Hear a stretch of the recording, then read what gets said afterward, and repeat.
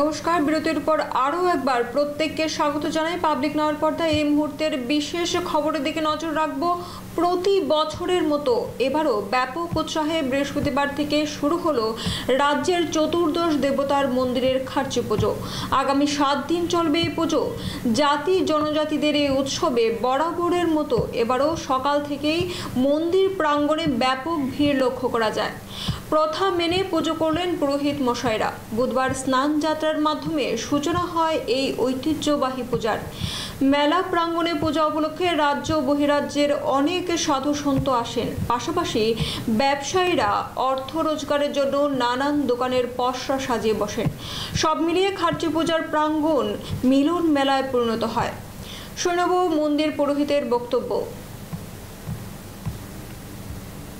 তোমার 1660 সাল থেকে প্রথম পূজারী আছিল সুব্রায় রাজা, মানে ত্রিলোচন। তার থেকে আমল থেকে এই পূজা প্রচলন হয়ে গেছে। এখন ওনার নামেই আমরা পূজা করি।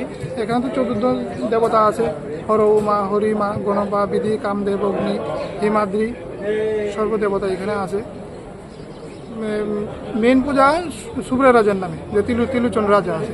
এখন আমাদের রাজা ভূপাগরা প্রদ্যুৎ কিশোর দেববর্মার নামেও পূজা হয়। উনি রাজা আমাদের রাজ্যের। কয়দিন থাকে? 14টা ঠাকুর কয়দিন থাকে এখানে, আর বাকিগুলো? কালকে সন্ধ্যার থেকে আমাদের স্নান যাত্রা শুরু হয়েছিল।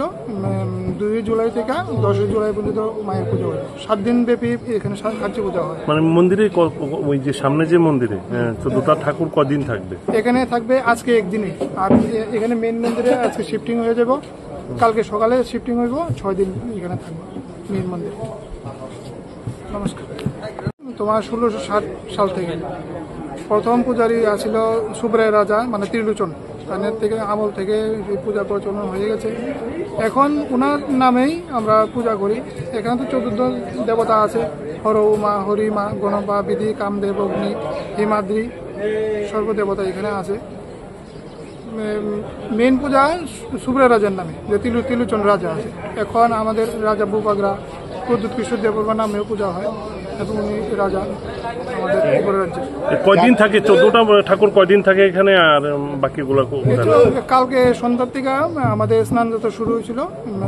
2 জুলাই থেকে 10 জুলাই পর্যন্ত মায়ের পুজো হয়। 7 দিন ব্যাপী এখানে খার্চি পূজা হয়। মানে মন্দিরে ওই যে সামনে যে মন্দিরে 14টা ঠাকুর কদিন থাকবে? এখানে থাকবে আজকে একদিনই। আর এখানে মেন মন্দিরে আজকে শিফটিং হয়ে যাব। কালকে সকালে শিফটিং হইব। 6 দিন এখানে থাকবে মেন মন্দিরে। নমস্কার। তোমার 1660 সাল থেকে।